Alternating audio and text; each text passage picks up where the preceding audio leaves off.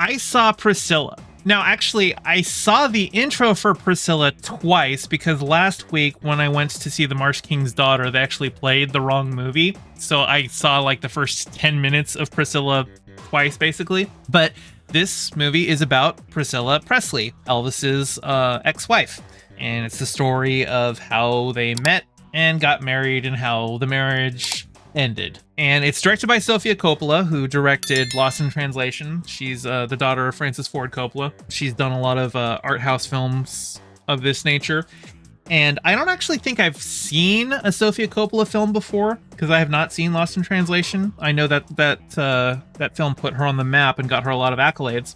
But this is, I think, the first work of hers that I've actually seen. And I can tell that it's being deliberately made for the Oscars crowd.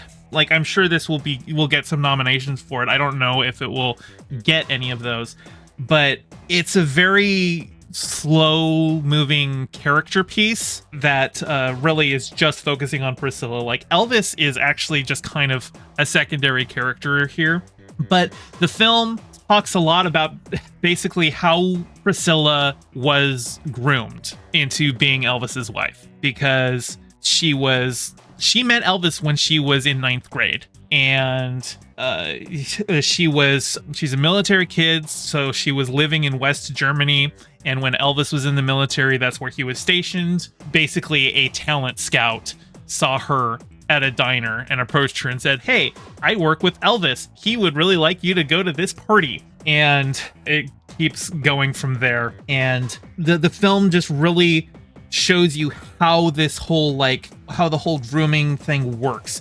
Like, how whenever she goes to a party, she's still kind of like, there's nobody else her age, and everybody else is all just talking to each other. So she's just kind of sitting there by herself, and then like Elvis goes up and strikes up private conversations with her and then says, "Oh, why don't you go into this other room and we'll just get away from everyone else."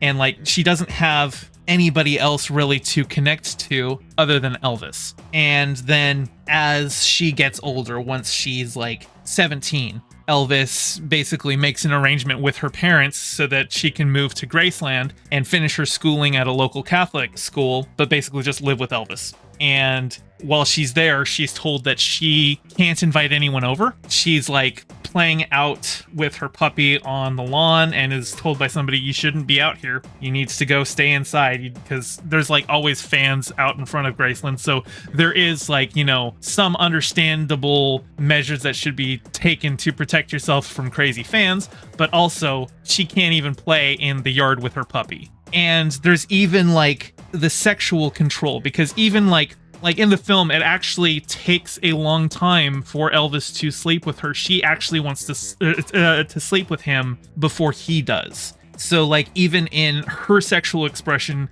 it's not taken into account.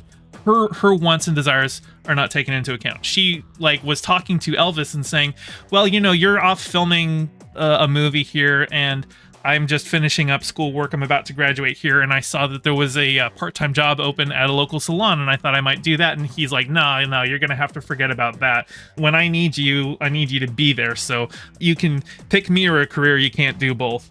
And a lot of the mundanity of this kind of abusive, controlling relationship is played up, because a lot of the film is just Priscilla being alone, waiting around for Elvis basically to pick up the phone. You'll have punctuated moments where she actually gets to spend time with Elvis, and he takes her to Vegas and they have fun, at the casinos.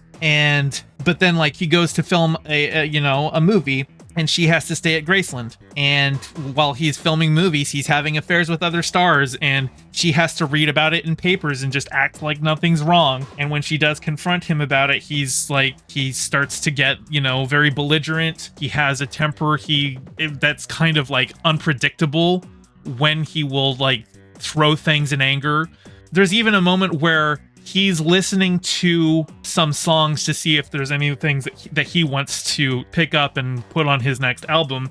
And so he's got some friends and they're listening to them all. And then he asks Priscilla her opinion on some of the songs. And she's like, "I don't think it's you. I don't think it fits for you." And he picks up a chair and throws it at her for giving her honest opinion on a song that he himself had expressed he didn't really like. this film does not portray Elvis in a positive light at all. He's a total creep, abusive, but also he's kind of bland.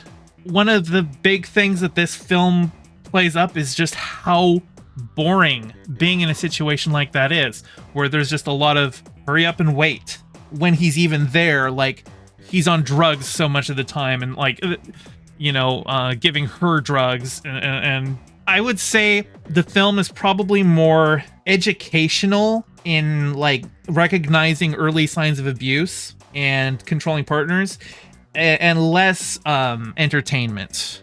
I actually found the film very, very tedious to get through, but it does paint a very clear picture of the warning signs of abuse. Valhalla Vidya says he died of a cocaine-induced heart attack, right? I don't know the exact details of his death. This film ends before he dies, because it ends with her leaving him. He died on the toilet, I seem to recall. So yeah, drug use is heavily featured in the film, but I would recommend giving this one a pass, unless you really want to see everything that's going to be nominated for the Oscars, because I'm sure this is going to get Oscar nominations. But it's kind of like in that cynical vein where it's a film that was made for Oscars rather than made for its own merits. I wouldn't recommend it unless you're looking for a good educational primer on how wealthy people will groom and abuse.